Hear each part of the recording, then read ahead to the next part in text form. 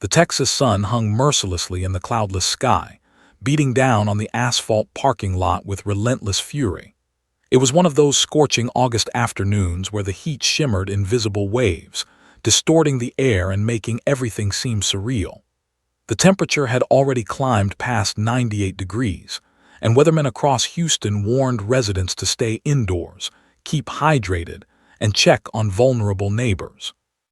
But nobody thought to check on the golden retriever, lying motionless near the shopping cart return at the Riverside grocery store. Bailey had been there since dawn. His once beautiful golden coat, which should have shone like wheat fields in sunlight, was now matted with dirt, tangled with burrs, and dulled by weeks of neglect. Each rib protruded visibly through his thin frame, creating shadows that told a story of starvation and abandonment. His paws were cracked and bleeding from walking on hot pavement, and his brown eyes, eyes that once sparkled with the characteristic joy golden retrievers are famous for, had dimmed to something that resembled resignation. The morning had started with a few curious glances. A young mother pushing a stroller had paused, her face contorting with concern, but her toddler had begun crying, demanding attention. She'd glanced back twice before disappearing into the store, promising herself she'd call someone after shopping. But the chaos of a screaming child and a forgotten grocery list made her forget. An elderly man noticed Bailey around 9 o'clock and muttered something about irresponsible pet owners these days before shuffling away, assuming someone else would handle the situation. That's how it always went. Everyone assumed someone else would help. By noon, Bailey had stopped trying to lift his head. The effort required too much energy he simply didn't have. His tongue lolled from his mouth, dry and swollen, desperate for even a drop of water. The shade from a nearby pickup truck had shifted with the sun's movement, leaving him fully exposed to the punishing heat. Occasionally, his body would shudder involuntarily, a sign of severe dehydration and heat exhaustion setting in. A faded blue collar circled his neck, worn thin from years of wear. Once upon a time, it had held identification tags that jingled when he walked, tags that bore his name, his address, his owner's phone number. But those tags were long gone, removed deliberately or lost somewhere along his journey from beloved pet to abandoned castaway. The collar itself was too tight now, even with his weight loss, suggesting he'd worn it since puppyhood. Someone had put it on him years ago and never adjusted it as he grew. It was just one more small cruelty in a life that had recently become defined by them. The parking lot buzzed with activity around him. Cars pulled in and out, engines rumbling, doors slamming, shopping carts rattling across the pavement. Children laughed as parents loaded groceries into trunks. Teenagers blasted music from rolled-down windows. Life continued in all its ordinary chaos, and somehow Bailey had become invisible in the midst of it all. People are remarkably skilled at not seeing what makes them uncomfortable, at looking past suffering when acknowledging it requires action. A security guard had noticed Bailey around 10:30. He'd radioed the store manager, mentioning a stray dog situation in the lot. The manager, overwhelmed with a system-wide computer malfunction affecting the registers, had replied that he'd handle it after lunch. But lunch came and went, and the crisis at the registers consumed his entire afternoon. The security guard, whose shift ended at 2, convinced himself that surely the evening shift would take care of it. After all, it was just a dog. Someone would eventually do something. But Bailey was running out of time. His breathing had become shallow, rapid, each inhale requiring conscious effort. His body temperature was climbing to dangerous levels, and without intervention, his organs would soon begin shutting down. Heat stroke doesn't announce itself with drama. It creeps in quietly, systematically shutting down the body's systems one by one. Bailey's kidneys were already struggling, his heart racing to cool blood that just kept getting hotter. Around 3 o'clock, a small crowd began to gather. A teenage girl with purple-streaked hair noticed Bailey first and called her friends over. They stood in a circle, smartphones out, posting to social media about the poor doggo they'd found. One of them poured a bottle of water near Bailey's mouth, but he was too weak to lift his head to drink. The water pooled uselessly on the hot pavement, evaporating within minutes. "We should call someone," one girl suggested. "Like who? Animal control. They'll probably just put him down," another replied. "Maybe we should take him somewhere." "I can't, my mom's allergic, plus we don't have a car." The conversation continued in circles, concern without action, sympathy without commitment. Eventually, a store employee came out and asked them to disperse, claiming they were blocking the cart return. The girls drifted away, already distracted by their phones, the dog becoming just another sad story in their social media feed, forgotten by the time they reached their next destination. Bailey closed his eyes, consciousness fading in and out. In his mind, memories flickered like old film reels. He remembered being a puppy, all clumsy paws and boundless energy. He remembered a boy's laughter, the smell of fresh-cut grass, the joy of chasing tennis balls until his legs gave out. He remembered when the boy stopped playing with him, when the family started leaving him outside more and more, when the food bowl stayed empty for longer stretches. He remembered the day they'd driven him here, calling him into the car with false kindness, and then simply driving away after he jumped out to use the bathroom. He didn't understand why. Dogs never do. As the afternoon sun began its slow descent, Bailey's body trembled one last time. His heart still beat, but faintly now. He was giving up, surrendering to whatever came next. At least the pain would stop. At least the hunger and thirst and loneliness would finally end. Then, cutting through the haze of his dying consciousness, he heard a voice, soft, urgent, female. Oh my God, no." Footsteps ran toward him. Strong, gentle hands touched his fur. And for the first time in 3 days, Bailey felt something he'd almost forgotten existed. Hope. Sarah Martinez had worked at Riverside Veterinary Clinic for 6 years, and in that time, she'd seen just about every kind of animal emergency imaginable. Car accidents, poisonings, difficult births, aggressive infections. She'd assisted with them all, maintaining the calm, professional demeanor that made her one of Dr. Henderson's most trusted nurses. But nothing quite prepared her for the surge of emotion that flooded through her when she saw the golden retriever lying in that parking lot. She'd only stopped at the grocery store because she'd forgotten to pick up coffee that morning, and the afternoon shift had dragged without her usual caffeine boost. It was supposed to be a quick 5-minute errand. Run in, grab the coffee, get home, maybe take a long bath before her evening shift started at 6. But as she walked across the parking lot, her nursing instincts detected something wrong before her conscious mind registered what it was. A small crowd had formed near the cart return. Sarah's pace quickened. Crowds usually meant someone needed help, and whether it was human or animal, she couldn't simply walk past. Pushing through the cluster of onlookers, mostly teenagers with their phones out, filming rather than helping, she finally saw him. "Jesus," she breathed, dropping to her knees beside the dog. Her trained hands immediately went to work, checking for signs of life. Pulse, present but thready and far too rapid.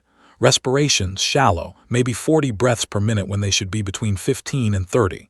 Gum color pale, almost white, indicating severe dehydration and possible shock. His body temperature felt dangerously elevated even through his matted fur. This dog was in critical condition, minutes or maybe hours from complete organ failure. "How long has he been here?" Sarah demanded, looking up at the gathered teenagers. They exchanged uncomfortable glances. "I don't know, we just found him like 20 minutes ago." "And nobody called anyone, nobody got him water."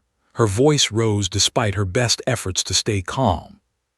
"We poured some water, but he wouldn't drink it." Sarah didn't wait to hear more. She scooped Bailey into her arms, shocked at how little he weighed. A golden retriever his size should have been at least 70 pounds, but he couldn't have weighed more than 45.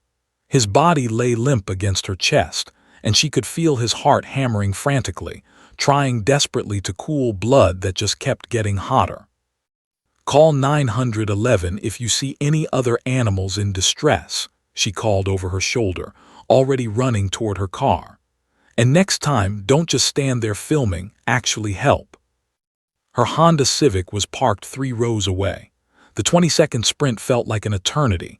Bailey's head lolled against her arm, his eyes rolling back slightly. "Stay with me, buddy. Please stay with me." She repeated it like a mantra, her own heart racing now. She'd lost patience before. It was an inevitable part of veterinary medicine. But something about this dog this moment felt different, personal. She laid him carefully across the back seat, cranking the air conditioning to maximum and angling the vents toward him. Her hands trembled slightly as she started the engine. The clinic was only 7 minutes away, but in his condition, 7 minutes might be too long. She pulled out her phone, calling the clinic while backing out of the parking space. "Riverside Veterinary, this is Jessica speaking." "Jess, it's Sarah. Is Dr. Henderson still there?" "Yeah, he's finishing up some paperwork. Your shift doesn't start until—" "I'm coming in now with a critical emergency. Golden Retriever, severe heat stroke and dehydration. Tell Dr. Henderson I need the treatment room prepped, IV fluids, cooling equipment, everything. I'll be there in 5 minutes. On it, drive safe." Sarah disconnected and focused on driving, one eye on the road, one eye checking the rearview mirror to watch Bailey. His breathing seemed even more labored now. "Come on, sweet boy, just a few more minutes. You can do this." At a red light, she reached back and placed her hand on his chest, feeling the erratic thump of his heart. His fur was hot to the touch, almost feverish. The light couldn't change fast enough. The moment it turned green, she accelerated, pushing the speed limit but not recklessly. An accident wouldn't help anyone. The clinic appeared ahead, its familiar brick facade and blue awning a welcome sight. Sarah barely remembered parking, registering only that she'd somehow gotten from the driver's seat to cradling Bailey in her arms again, pushing through the clinic's front door with her hip. Dr. James Henderson looked up from the reception desk, his weathered face immediately shifting into emergency mode. At 63, he'd been practicing veterinary medicine for nearly 4 decades, and he could assess a situation in seconds. One look at the dog in Sarah's arms told him everything he needed to know. "Treatment room 2, now." The clinic transformed into organized chaos. Jessica, the receptionist who doubled as a vet tech when needed, rushed ahead to open doors. Dr. Henderson was already scrubbing his hands at the sink, calling out orders. Sarah laid Bailey on the examination table, the cool metal surface hopefully providing some relief from his elevated body temperature. "Vitals," Dr. Henderson commanded, pulling on latex gloves. Sarah's hands moved automatically, muscle memory from years of practice. "Heart rate 180, respiratory rate 42, rectal temp is—" She paused, checking the thermometer twice because the reading seemed impossible. 106.3. Dr. Henderson's jaw tightened. Normal body temperature for dogs ranged between 101 and 102.5 degrees. At 106.3, Bailey's brain could be swelling, his blood could be clotting abnormally, his organs shutting down. They were in a race against time, and time was winning. "Jessica, start an IV line 18 gauge. Sarah, get cooling pads under him and start cool, not cold, water on his paws and belly. We need to bring his temperature down gradually. Too fast and we'll send him into shock." They worked in synchronized silence, each person knowing their role. Jessica found a vein in Bailey's front leg, inserting the catheter with practiced ease. Sarah positioned cooling pads beneath his body while simultaneously using a spray bottle to mist his fur with room-temperature water. Dr. Henderson listened to Bailey's heart and lungs, his stethoscope moving across the dog's chest.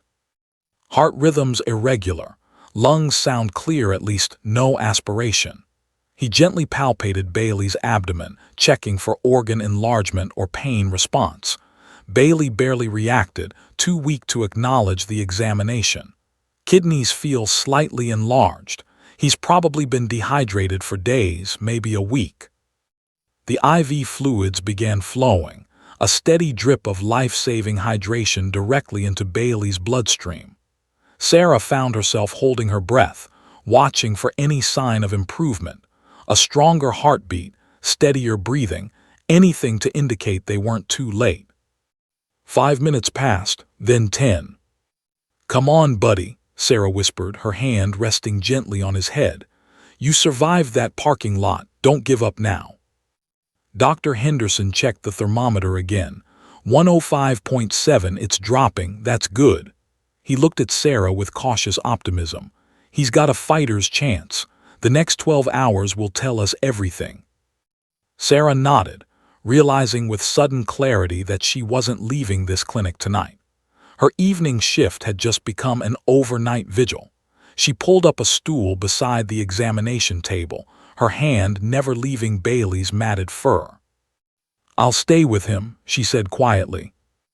Dr. Henderson didn't argue. He'd worked with Sarah long enough to know when she'd made up her mind about something. "I'll stay too. Let's give this boy every chance we can." As midnight approached and Bailey's temperature finally stabilized, his breathing evened out slightly.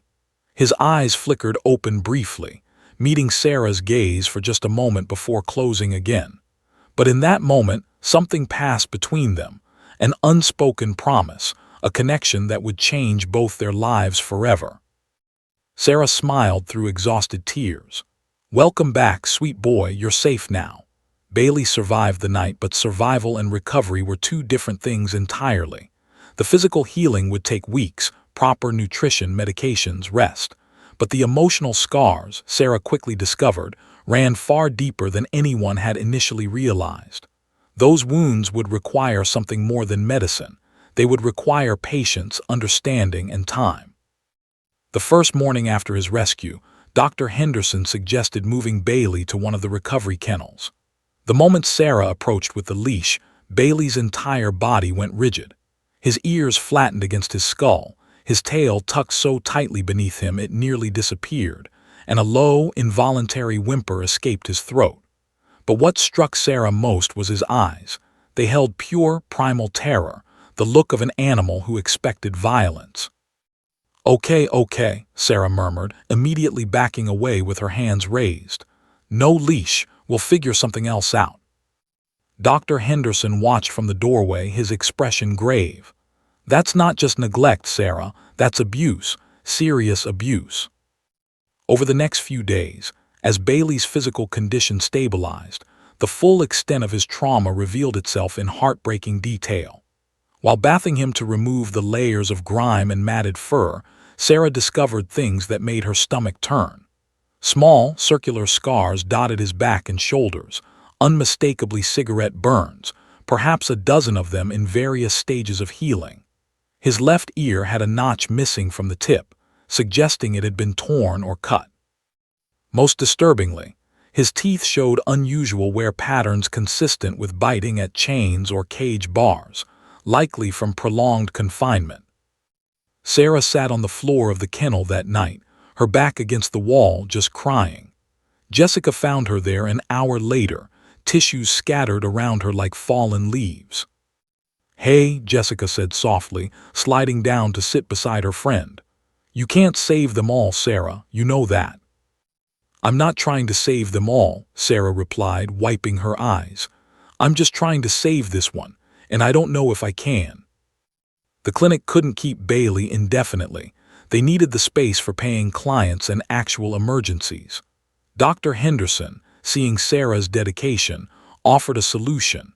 She could foster Bailey at her home while he recovered.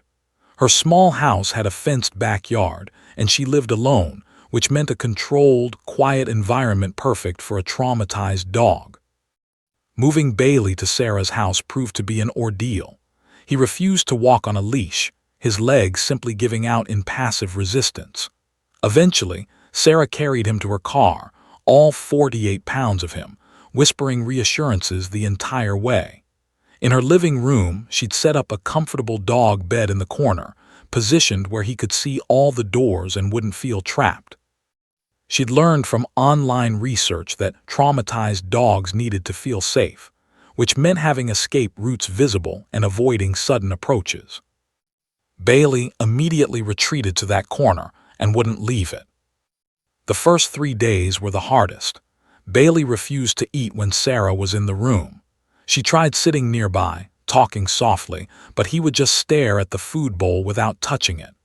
Only when she left the room completely would he eat, and even then, he approached the bowl like it might explode, eating quickly and retreating to his corner immediately after. Any sudden movement sent him cowering. When Sarah dropped a book one afternoon, Bailey nearly heard himself scrambling backwards into the wall.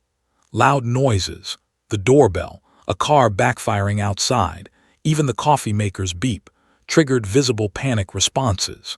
His whole body would shake, and sometimes he'd urinate involuntarily from fear, which only made him more afraid because he seemed to expect punishment for it. "You're okay, sweet boy," Sarah would say each time, cleaning up without fuss or anger. "Accidents happen. Nobody's going to hurt you for that, not ever again." She established routines because traumatized animals need predictability. Breakfast at 7, lunch at noon, dinner at 6. She'd place the food bowl down, then retreat to the couch with her book, reading aloud in a gentle, steady voice. Jane Austen became Bailey's introduction to humans who didn't hurt. Elizabeth Bennet's wit and Mr. Darcy's pride filled the quiet hours, Sarah's voice becoming the soundtrack to safety. On day 4, Sarah tried something different. Instead of retreating after putting down his food, she sat on the floor about 10 feet away, her body angled sideways so she wasn't directly facing him, less threatening that way. She held a treat in her open palm, extended at arm's length, and waited. Bailey watched her with those cautious brown eyes. Minutes ticked by. Sarah's arm began to ache, but she didn't move, just waited, patient, non-threatening. Finally, after what felt like an eternity, Bailey took one small step forward, then another. His body was crouched low, ready to bolt at any second. He stretched his neck out as far as it would go, barely breathing, and quickly snatched the treat before scrambling back to his corner. Sarah smiled, tears streaming down her cheeks. "Good boy, Bailey, such a brave good boy." Progress came in millimeters, not miles. On day 5, Bailey took 2 steps closer before retreating. On day 6, he took the treat without immediately running away, staying in place for a few seconds. On day 7, his tail gave the faintest, almost imperceptible wag when Sarah spoke to him. That tiny tail wag broke something open inside Sarah's chest. This dog, who had every reason to hate humans, who had been burned and starved and abandoned, still had the capacity for trust somewhere deep inside. He wanted to believe that not all people were cruel. He wanted to hope again, even though hope had betrayed him before. Sarah started spending more time on the floor, making herself small and unthreatening. She'd bring her laptop down and work from there, answering emails and doing paperwork while Bailey watched from his corner. Sometimes she'd talk to him about her day, complaining about difficult clients, sharing funny stories about other animals at the clinic, telling him about her sister's new baby. Bailey didn't understand the words, but he understood the tone. Gentle, kind, safe. On day 8, Sarah sat cross-legged with a treat in her palm, reading Pride and Prejudice aloud. She just reached the part where Mr. Darcy makes his disastrous first proposal when she felt something warm and slightly wet touch her palm. She looked down slowly, careful not to make any sudden movements. Bailey had crossed the entire room. He was eating the treat directly from her hand, his soft tongue gentle against her skin, and his tail, his beautiful golden tail, was wagging, not frantically, not excitedly, but genuinely, happily. Sarah held her breath, afraid that any movement might break the spell. When Bailey finished the treat, he didn't immediately retreat. Instead, he looked up at her with those expressive eyes, and for the first time since she'd found him in that parking lot, she saw something besides fear. She saw hope. "That's my brave boy," she whispered, her voice thick with emotion. "We're going to be okay, you and me. I promise you that. We're going to be just fine." Bailey's tail wagged a little harder, And then he did something that made Sarah's heart soar. He took one more step forward and gently rested his chin on her knee. Trust, Sarah realized in that moment, couldn't be demanded or rushed. It had to be earned, one small gesture at a time, one quiet moment after another. And Bailey, despite everything he'd suffered, was choosing to trust again. He was choosing to believe that maybe, just maybe, this human was different. And he was absolutely right. 3 months had passed since that scorching day in the parking lot, and Bailey had transformed in ways that amazed everyone who knew his story. His ribs no longer protruded through his coat, which now gleamed with the healthy golden sheen characteristic of his breed. He'd gained 23 pounds, bringing him to a robust 68 pounds. More importantly, he'd gained something far more valuable than weight. He'd gained confidence. Bailey had become Sarah's constant shadow, following her from room to room with quiet devotion. He slept beside her bed now instead of in the corner. He no longer flinched when she moved suddenly, though he still had his moments of anxiety. Thunderstorms sent him seeking comfort, and he remained wary of strangers, particularly men. But with Sarah, he was relaxed, affectionate, even playful.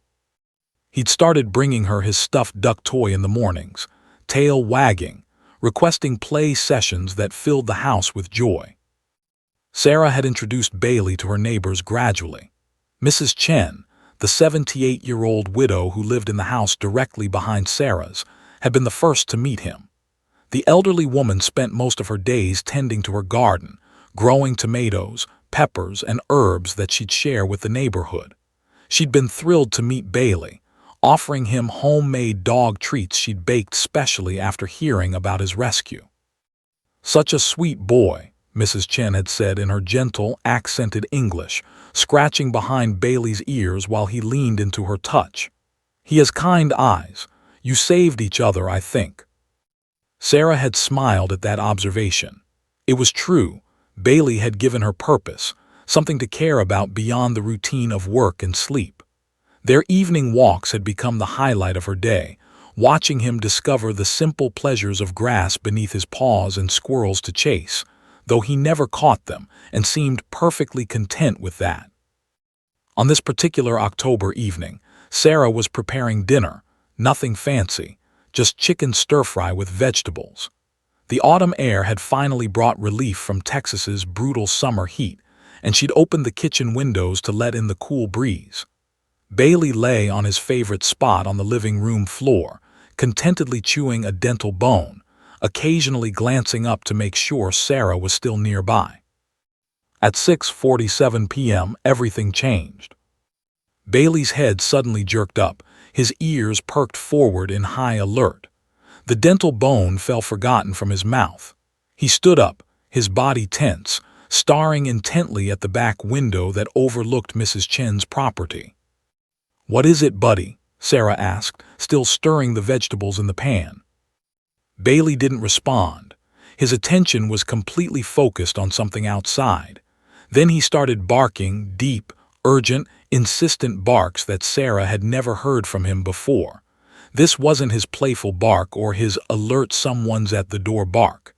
This was something primal, desperate. "Bailey, it's okay," Sarah began, but Bailey cut her off with more frantic barking.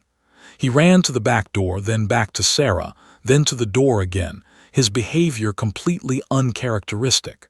His eyes were wide, his whole body vibrating with urgency.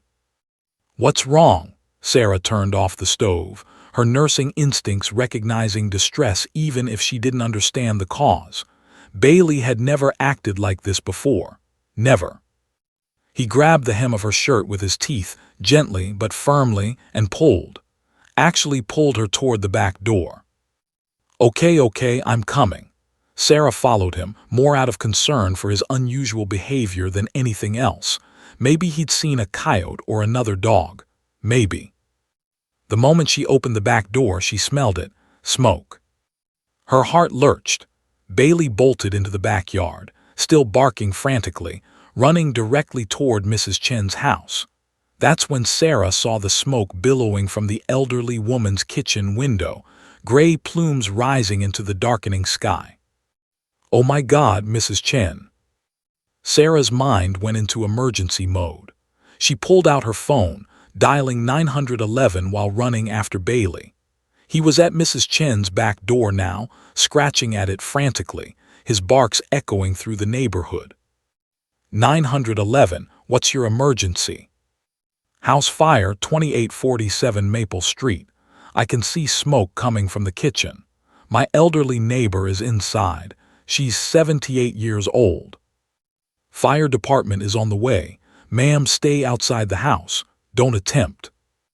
But Sarah was already at the door, trying the handle. Locked. She could hear Bailey still barking, could see the smoke getting thicker. Through the window, she spotted flames licking up the kitchen curtains. Mrs. Chen, Mrs. Chen. Sarah pounded on the back door, then ran around to the front, Bailey racing ahead of her. The front door was also locked. Sarah picked up a decorative garden rock and, without hesitation, smashed the small window beside the door, reaching through to unlock it from the inside. The moment the door opened, smoke poured out. Sarah dropped low, remembering her emergency training. Mrs. Chen, where are you? A weak cough came from somewhere inside. Bailey pushed past Sarah into the house, and before she could stop him, he disappeared into the smoke. Terror gripped her heart. She couldn't lose him, not after everything. But then she heard his barking, directional, purposeful, leading her forward. Following the sound of his voice, Sarah crawled into the living room. The smoke was thicker here, burning her eyes and throat. She found Mrs. Chen collapsed on the floor near the hallway, disoriented and coughing. Bailey stood over her protectively, barking to guide Sarah to their location. I've got you, Mrs. Chen. I've got you. Sarah hooked her arms under the elderly woman's shoulders and began dragging her toward the door. She probably weighed less than 100 pounds, but every foot felt like a mile. The smoke was overwhelming, making Sarah's lungs burn, her vision blur. Bailey stayed with them, pressing against Sarah's leg, guiding them toward fresh air even as she struggled to see through the smoke. His barking never stopped, a beacon leading them to safety. They burst through the front door just as sirens wailed in the distance. Sarah pulled Mrs. Chen onto the front lawn, both of them coughing violently, gulping the clean evening air. Bailey circled them both, whining now, nudging Mrs. Chen's face with his nose as if checking that she was okay.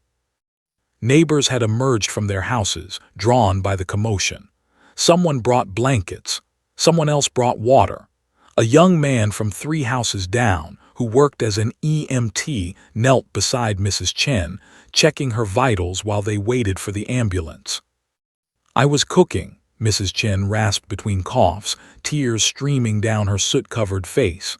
I got dizzy, turned off the stove, but I must have. The towel was too close.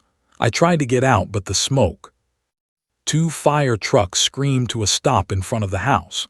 Firefighters poured out, rushing inside with hoses and equipment. An ambulance arrived seconds later, paramedics taking over Mrs. Chen's care, placing an oxygen mask over her face. Fire Chief Rodriguez, a stocky man with kind eyes, approached Sarah after ensuring the fire was contained. You went inside. I had to, she was in there. Ma'am, you could have died. We have protocols. Bailey knew, Sarah interrupted, her hand resting on the golden retriever who sat pressed against her leg, still vigilant. He knew before I even smelled the smoke. He's the one who alerted me. He's the one who found her in there. Chief Rodriguez looked down at Bailey with new respect. He'd seen many things in his 20-year career, but a traumatized rescue dog-turned hero. That was special. Well, he said, kneeling to pet Bailey, looks like this guy deserves a medal. Bailey's tail wagged hesitantly, still uncertain about strangers, but sensing this man meant no harm. The paramedics loaded Mrs. Chen into the ambulance. She reached out a trembling hand towards Sarah and Bailey. Thank you, she whispered through the oxygen mask.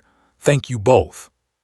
As the ambulance pulled away and firefighters finished extinguishing the last embers, Sarah sat on the curb, Bailey's head in her lap. Her hands were shaking now, adrenaline wearing off. the reality of what had just happened settling in. This dog, who 3 months ago couldn't trust humans enough to take food from their hands, had just run into a burning house to save someone. This dog, who had been abandoned to die in a parking lot, had just saved a life. Sarah buried her face in Bailey's fur and cried. He licked her face gently, offering comfort the only way he knew how. "You're a hero, Bailey," she whispered. "Do you understand that? You're an actual hero." Bailey just wagged his tail, content to be close to his person, unaware that by tomorrow morning, news crews would be camped on their lawn, or that the mayor would present him with a medal, or that his story would inspire thousands of people across the country. All Bailey knew was that his person was safe, Mrs. Chen was safe, and that made everything okay. The weeks following the fire had been surreal. Bailey's heroic act made headlines across Houston, then Texas, then somehow went viral nationwide. Sarah's phone wouldn't stop buzzing with interview requests, and their quiet neighborhood became a tourist attraction of sorts, with people driving by hopping to glimpse the hero dog of Houston. The mayor had presented Bailey with a commemorative medal during a city council meeting, and Mrs. Chen, fully recovered and staying with her daughter while her house was being repaired, visited weekly with homemade treats and endless gratitude. Through all the attention, Bailey remained remarkably humble, seeming bewildered by the fuss. He was just a dog who'd done what felt right. But Sarah noticed something profound emerging from the chaos. Bailey had discovered his purpose. The scared, broken animal she'd rescued 5 months ago had transformed into a confident, compassionate soul who seemed to understand that he could make a difference in people's lives. It was Dr. Henderson who first voiced what Sarah had been thinking. "You know," he said one afternoon at the clinic, watching Bailey interact with a frightened rescue kitten someone had brought in, "he'd make an exceptional therapy dog. Look at that. He's calming that kitten down better than we could with medication." Sarah watched Bailey lie perfectly still while the tiny kitten climbed onto his back, finding security in his patient presence. The idea had been percolating in her mind for weeks, but hearing Dr. Henderson say it aloud made it real. "You really think he could handle it, with his history?" Dr. Henderson smiled. "Sarah, that dog ran into a burning building to save someone. I think he can handle visiting some hospital patients. Besides, his history might be exactly why he'd be so good at it. He understands suffering. He understands recovery. That's powerful medicine." That evening, Sarah researched therapy dog certification programs. Texas had several, but the most reputable was based in Austin, about 3 hours away, run by an organization called Positive Impact. The program required 10 weeks of training, covering everything from advanced obedience to specialized socialization, stress management, and specific healthcare environment protocols. The certification exam was notoriously rigorous, with a failure rate of about 30%. Sarah looked at Bailey, who was curled up beside her on the couch, his head resting on her leg. "What do you think, buddy? Want to help people the way you helped Mrs. Chen?" Bailey's tail thumped against the cushions, and Sarah decided to take that as a yes. She submitted their application on a Thursday. By Monday, they'd been accepted into the next training cohort starting in 2 weeks. The program met every Saturday from 9 a.m. to 3 p.m., which meant early morning drives to Austin and back. Sarah didn't care. This felt right, like a path they were meant to follow together. The first day of training was intimidating. 15 other dogs and their handlers filled the training facility, a mix of breeds including labs, golden retrievers, a German shepherd, 2 poodles, and even a corgi named Winston. The lead instructor, Margaret Torres, was a 60-year-old former nurse who'd founded Positive Impact after seeing firsthand how therapy dogs transformed patient outcomes. "These 10 weeks will challenge you," Margaret announced to the group. "We're not just teaching your dogs tricks. We're preparing them to enter environments filled with stress, pain, and fear, and to bring comfort anyway. Not every dog can do this. Not every handler can either. But those who succeed, you'll change lives." Bailey's first test came during week 2, noise desensitization. The instructors created a chaotic environment, dropped metal pans, played recordings of crying bobbies and ambulance sirens, even had people shout unexpectedly. Many dogs startled, some barked, a few refused to work entirely. Sarah's heart clenched, remembering how Bailey used to panic at sudden sounds. But Bailey simply looked at her, checking her reaction. When Sarah remained calm, so did he. He walked through the obstacle course of noise without hesitation, his focus entirely on Sarah. "Excellent," Margaret noted on her clipboard. "He's checking in with you, using you as his emotional anchor. That's exactly what we want to see." Week 3 brought the medical equipment exposure: wheelchairs, walkers, IV poles, oxygen tanks. Bailey approached each item with curiosity rather than fear. He let a volunteer in a wheelchair roll up to him, pet him, even roll over his tail gently and intentionally. He didn't flinch. Week 5 tested their mettle with the unpredictable person scenarios. Volunteers acted out various patient behaviors: sudden movements, loud outbursts, grabbing at the dogs. This was where several teams struggled. The German Shepherd snapped at someone who grabbed too quickly. Winston the Corgi barked incessantly at a volunteer pretending to have a seizure. Bailey's scenario involved a volunteer pretending to be an agitated dementia patient, making erratic movements and raising their voice. Sarah's grip tightened on the leash, protective instincts flaring. But Bailey surprised her. He approached the volunteer slowly, deliberately, and simply sat down beside them. He rested his head on their knee, looking up with those expressive brown eyes, and something shifted. The volunteer, who was just acting, seemed genuinely calmed by Bailey's presence. "That," Margaret said, her voice thick with emotion, "is what we're looking for. He didn't try to fix the situation. He just offered presence, comfort. That's the essence of therapy work." By week 8, Sarah knew Bailey was going to pass. He'd mastered every command, remained calm in every scenario, showed intuitive understanding of when to approach and when to give space. But more than technical skills, Bailey possessed something unteachable: empathy. He seemed to sense who needed him most in any room, gravitating toward the most anxious person, the most isolated patient during practice hospital visits. The final examination took place at a real hospital, Dell Children's Medical Center in Austin. Each dog handler team had to navigate the facility, interact with actual patients who'd volunteered to help with certification, demonstrate all learned skills, and handle unexpected challenges the evaluators threw at them. Sarah's hands were sweating as they entered the hospital lobby. Bailey walked beside her in perfect heel position, his therapy dog training vest identifying him clearly.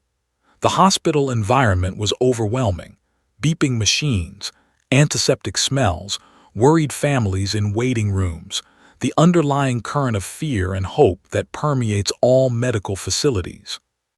Their first station was the pediatric floor. A little boy, maybe 6 years old, sat in a wheelchair, his leg in a cast, looking miserable. Bailey approached, then did something Sarah hadn't explicitly taught him. He picked up his favorite stuffed duck toy that Sarah always carried in her bag and gently laid it in the boy's lap. The child's face lit up. "Is this for me?" "Just to borrow," Sarah said gently. "Bailey wants to share it with you." The boy hugged the toy, his pain momentarily forgotten, while Bailey sat patiently beside the wheelchair, tail wagging softly. Station 2 involved an elderly woman recovering from surgery, who admitted she was terrified of dogs. Bailey remained at the doorway, not pushing, just being present. After 5 minutes of Sarah talking quietly with the woman, she finally asked, "Could he come a little closer?" Bailey inched forward, stopping every few feet to check if it was okay. Eventually, he was beside her bed, and her trembling hand reached out to touch his soft fur. Tears rolled down her cheeks. "My husband had a dog like this," she whispered. "Before he passed, I'd forgotten how comforting they are." 3 more stations, 3 more perfect interactions. Bailey handled a crying toddler, a stressed-out medical resident, and a patient who was initially hostile before melting under Bailey's patient presence. The final challenge came unexpectedly. As they walked through a corridor, a code blue alarm sounded, an actual medical emergency. Staff rushed past, a crash cart was wheeled quickly down the hall, everything erupted into controlled chaos. Bailey looked at Sarah. She gave him the settle command, and he immediately lay down against the wall out of the way, completely calm despite the commotion. They stayed there until the emergency passed, Bailey never moving, never anxious, just steady. Margaret found them afterward, her eyes shining. In 20 years of certifying therapy dogs, I've never seen such natural talent combined with such profound training. Bailey isn't just qualified, he's exceptional. 2 weeks later, the certificate arrived in the mail. Bailey was officially a certified therapy dog, cleared to work in hospitals, nursing homes, schools, and crisis situations. Sarah framed the certificate and hung it beside her own nursing credentials. That evening, she and Bailey sat in their backyard, watching the sunset paint the sky orange and pink. "We start at Dell Children's next Tuesday," Sarah told him, scratching behind his ears. "Are you ready for this?" Bailey's tail wagged and he licked her hand. He was ready. They both were. Dell Children's Medical Center smelled like antiseptic and hope mixed with fear.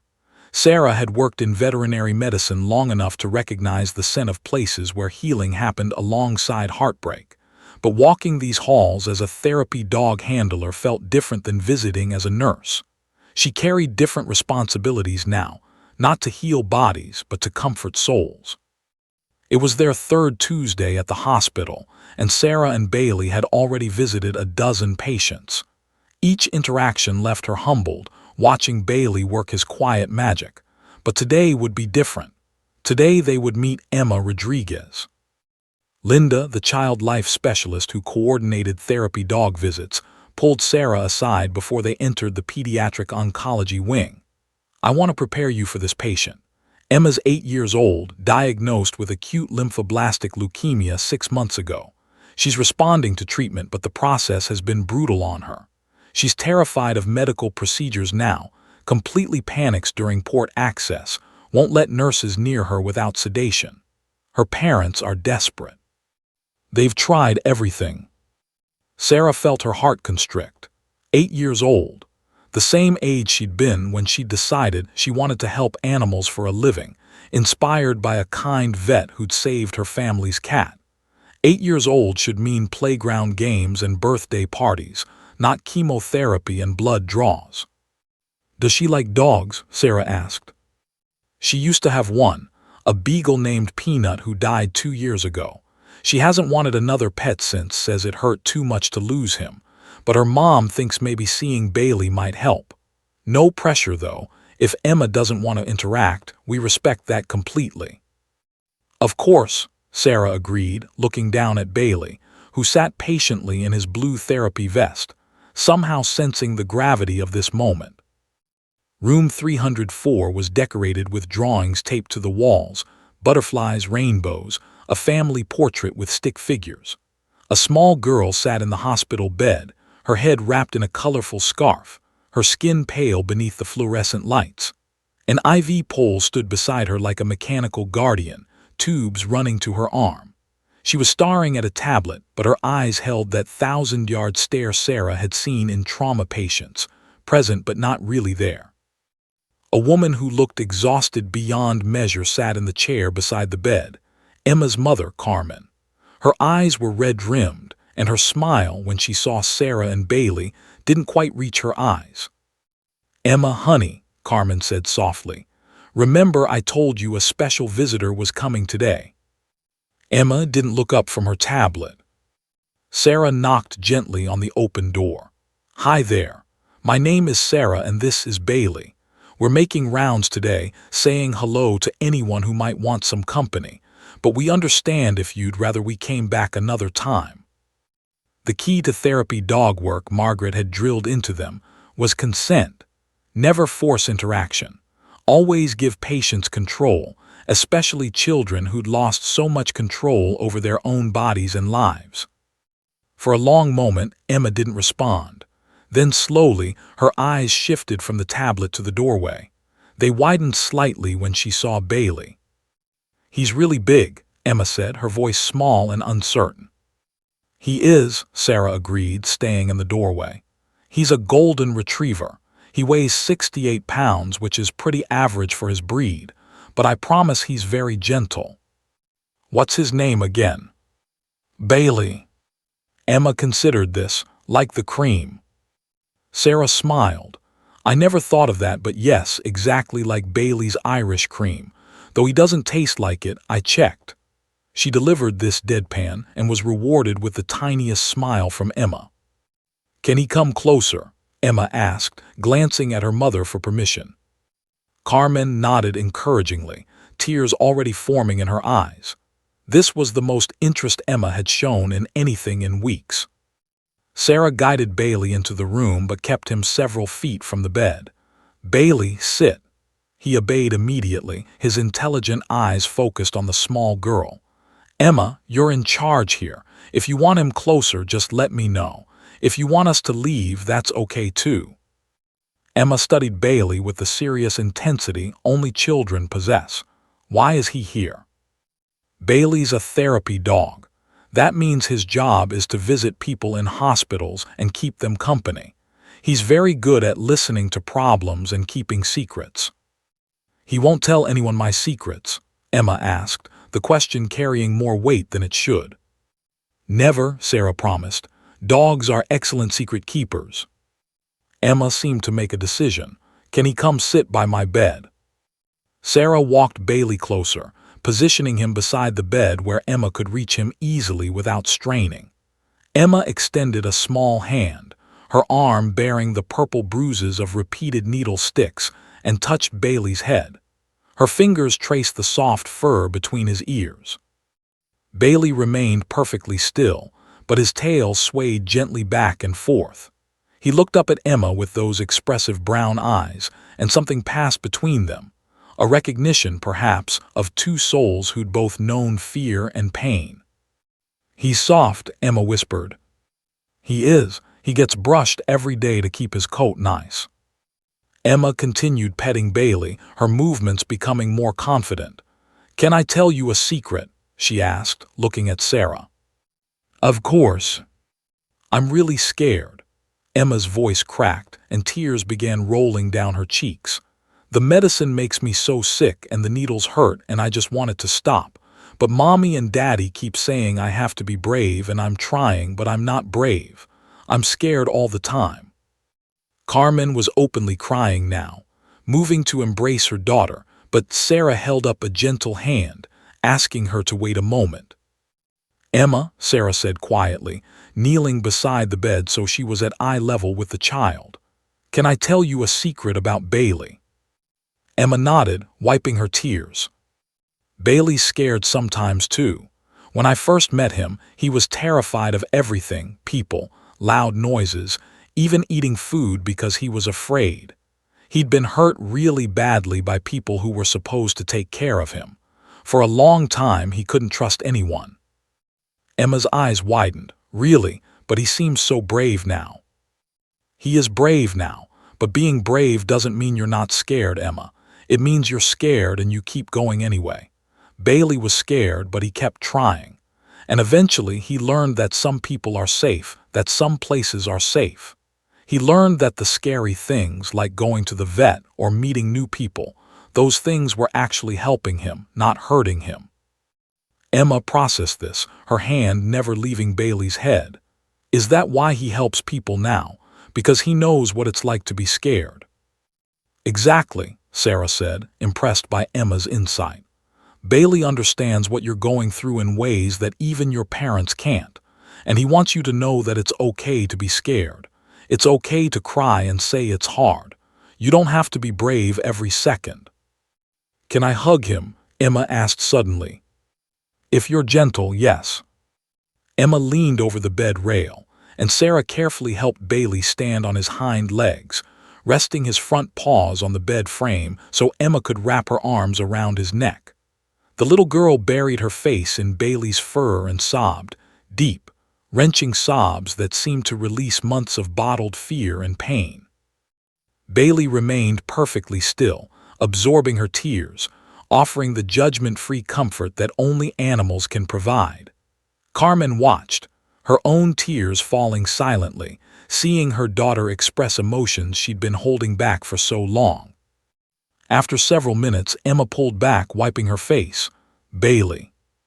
Bailey's ears perked up. "Will you come visit me again? Maybe next time when they have to access my port. I think I could be braver if you were there." Sarah looked at Carmen, who nodded eagerly. "We can arrange that. In fact, Bailey and I come every Tuesday. How about we make that our regular time to visit you?" Every Tuesday. Emma's face lit up with the first genuine smile Sarah had seen. "Every single Tuesday, until you ring that bell." Emma looked confused. "What bell?" Linda, who'd been standing quietly in the doorway observing, stepped in. "When you finish all your treatments, Emma, you get to ring a special bell in the hallway. It tells everyone in the hospital that you beat cancer." "And Bailey will be there when I ring it?" Emma asked. "I promise," Sarah said. "Bailey will be right there with you." Emma settled back against her pillows, looking more peaceful than she had in months. Her hand reached out to pet Bailey one more time. "Thank you for sharing your secrets with me, Bailey. I'll keep yours if you keep mine."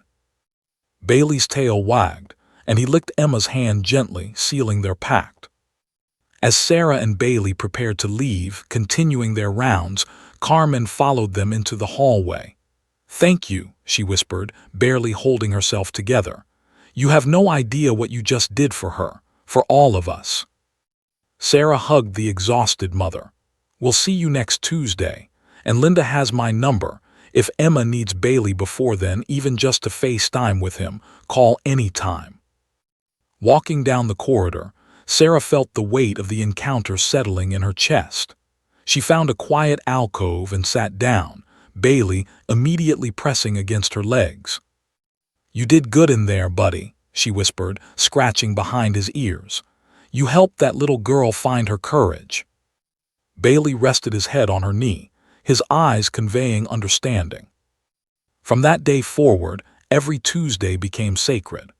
Bailey and Emma formed a bond that transcended the typical therapy-dog relationship. He was there for her worst days and her best days, her tears and her triumphs. And true to Emma's hope, Bailey would indeed be there the day she rang that bell. 1 year. 365 days since Sarah had found Bailey dying in that parking lot, since she'd scooped up his broken body and refused to let him give up. Now, standing in her backyard on a crisp November morning, Sarah watched Bailey play with a squeaky toy, his golden coat gleaming in the autumn sunlight, and marveled at the miracle of transformation. The calendar marked the anniversary, but the real celebration would come later today. Emma Rodriguez was ringing the bell. After 8 months of chemotherapy, countless hospital stays, moments of despair and hope intertwined like threads in a tapestry, Emma had finally completed her treatment. Her latest scans showed complete remission. Today, she would ring the ceremonial bell in Dell Children's Medical Center's Pediatric Oncology Wing, the bell that announced to everyone within hearing distance that another child had beaten cancer. And Bailey, as promised, would be there. Sarah's phone buzzed with a text from Carmen. "We're here. Emma's been asking about Bailey all morning. She's wearing the special outfit she picked out just for today. See you at 2 p.m. Sarah smiled, typing back, "We wouldn't miss it for the world." The past year had been extraordinary in ways Sarah never could have anticipated. Bailey had become a fixture at Dell Children's, visiting every Tuesday without fail. He'd worked with over 200 patients, children facing cancer, chronic illnesses, traumatic injuries, and genetic disorders. Each child received the same gift from Bailey: unconditional acceptance, patient presence, and the quiet understanding that comes from a soul who's known suffering. But Emma had been special. Their bond had deepened with each Tuesday visit, Bailey somehow knowing when Emma needed playfulness and when she needed stillness. During Emma's darkest days, when the chemotherapy made her violently ill, when her hair fell out in clumps, when she cried that she just wanted to be normal again, Bailey had been her constant. He'd lie beside her hospital bed for hours, a warm, steady presence that asked nothing of her except to exist. Dr. Henderson had been right that day months ago. Bailey's trauma hadn't disqualified him from therapy work, it had uniquely qualified him for it. He understood pain. He understood recovery. He understood that healing wasn't linear, that some days you took steps backward, and that courage looked different than people imagined. Sarah loaded Bailey into the car, his therapy vest already on, his tail wagging with anticipation. He knew where they were going, he always knew. The drive to the hospital had become routine, Bailey watching out the window with alert but calm attention, occasionally glancing back at Sarah as if to say, "We're helping people today, right?" "That's right, buddy," Sarah said, catching his eye in the rearview mirror. "Big day today." They arrived at the hospital at 1:45 p.m. The pediatric oncology wing's hallway had been decorated with balloons and streamers.